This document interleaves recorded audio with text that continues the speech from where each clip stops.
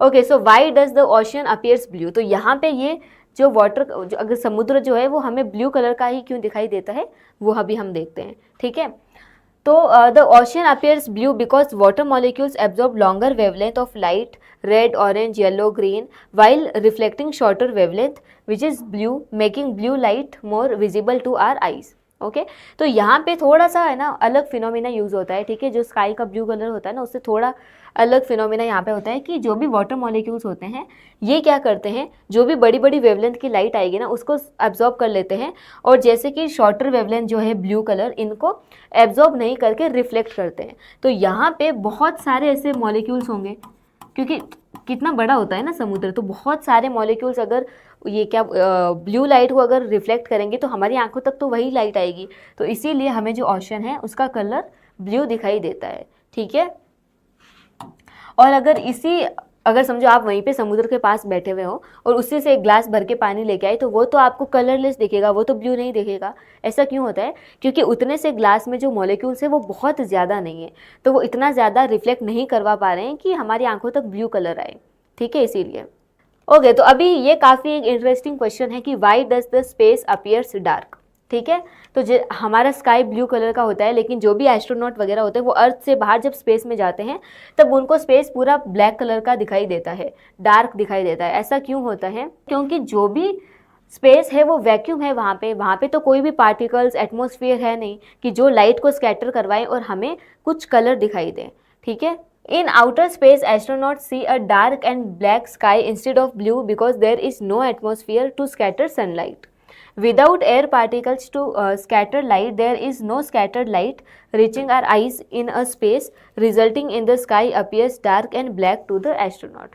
ठीक है, ओके। तो आई होप ये आपको समझ में आया होगा कि एटमॉस्फेयर बेसिकली घुमा सब कुछ यही बोल रहा है कि एटमॉस्फेयर नहीं होता, पार्टिकल्स नहीं होते, इसीलिए वो लाइट को स्कैटर नहीं करवा पाते और हमें लाइट नहीं दिखती है। चलो अभी हम अगला क्या है, examples of the scattering of light. So पहला example, the laser beam used in the sniper rifles mainly use a red light as it scatters the least. तो यहाँ पे जो भी राइफल्स वगैरह होंगी, ठीक है, इसके बारे में आपको नॉलेज ज़्यादा होगा मेरे से। तो यहाँ पे रेड कलर की लाइट क्यों होती है? क्योंकि ये स्कैटर कम करवाती है, ठीक है। अगर ये स्कैटर नहीं होगी तो हम दूर की चीज़ें भी इजीली देख सकते हैं, ओके। तो इसीलिए रेड कलर की लाइट यूज़ की जाती है। Vehicles use red light as tail light or brake light because the color is scattered the least by fog or smoke, making it visible at the distance। तो जो भी यहाँ पे headlight वगैरह ये जो भी लाइट्स होती है ये रेड कलर की क्यों होती है?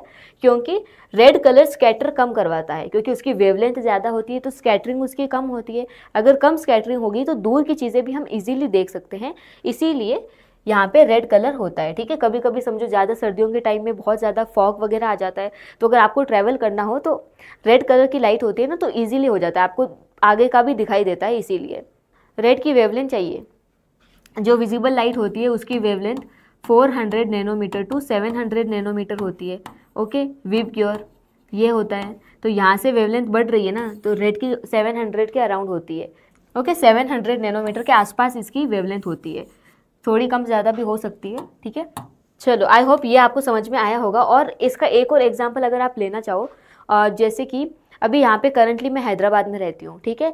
तो अगर मैं अपने एकदम टॉप फ्लोर से, ऑफिस के टॉप फ्लोर से जाके देखूंगी ना रात को, तो बहुत बड़ी बड़ी जो बिल्डिंग्स है उसके टॉप में मुझे रेड कलर का कुछ दिखाई देता है, ठीक है। रेड कलर के साइंस वगैरह होते हैं, बल्ब वगैरह कुछ रेड कलर के सिग्नल्स लगाए हुए होते हैं।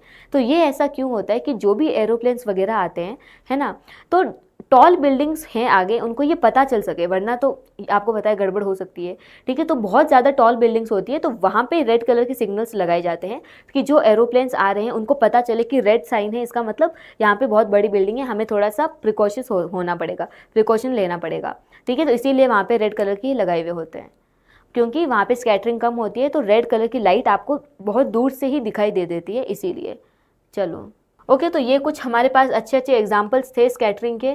अभी वापस एक्टिविटी टाइम आ गया है, ठीक है। तो इसका आंसर मुझे सभी जन बताएंगे। Y does the sky appears blue during the day. एक लाइन में मुझे इसका आंसर लिखो, किसकी वजह से ऐसा होता है। कमेंट्स में सभी बच्चे बताएंगे अभी मेरे को कि Y does the sky appears blue during the day. एक लाइन में आंसर लिखो।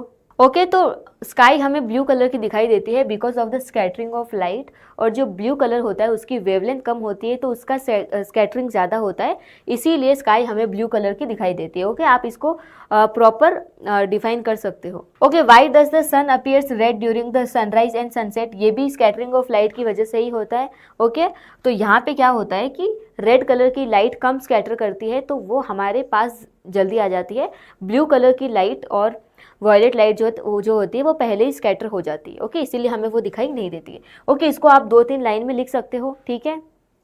चलो अभी हमारे पास वापस क्विज टाइम, कुछ क्वेश्चंस हैं इनको सॉल्व करेंगे सभी जन।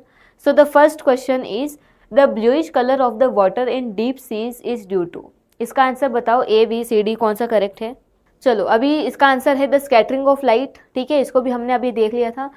ऐसा ये मिथ होता है, ऐसा हमको लगता है कि यार स्काई ब्लू कलर की है तो उसका रिफ्लेक्शन वहाँ पे समुद्र वगैरह में जाता होगा इसीलिए हमें ब्लू दिखाई देता होगा, लेकिन ये इसका प्रॉपर रीज़न नहीं है, ठीक है। जिसने अच्छे से साइंस को पढ़ रखा है वही इसका आंसर एकदम अच्छे से दे सकते हैं। चलो अभी the sky would have appear in a colour if earth doesn't have atmosphere, इसका मुझे सभी आंसर बताओ कि अगर अर्थ के पास समझो एटमोसफियर ही नहीं होता तो हमें कौन सा कलर दिखाई देता, दिन रात हमें कौन सा हमेशा कलर दिखाई देता स्काई का। Okay so very good, option C is the correct answer, black colour दिखाई देता अगर एटमोसफियर नहीं होगा तो। ओके चलो तो ये हमारी आज की समरी है, जो भी हमने आज पढ़ा था। हमने क्या पढ़ा था, सबसे पहले हमने टिंडल इफेक्ट पढ़ा था, उसके बाद में सनराइज और सनसेट के टाइम में हमें रेडिश कलर ही क्यों दिखाई देता है एटमॉस्फेयर का और सन का, ये हमने पढ़ा था। फिर और उसके बाद हमने क्या पढ़ा था, यही कि इसके कुछ एग्जांपल्स देखे थे स्कैटरिंग वगैरह के, ठीक है। ओके सो आई होप ये आपको समझ में आया होगा आज का क्लास।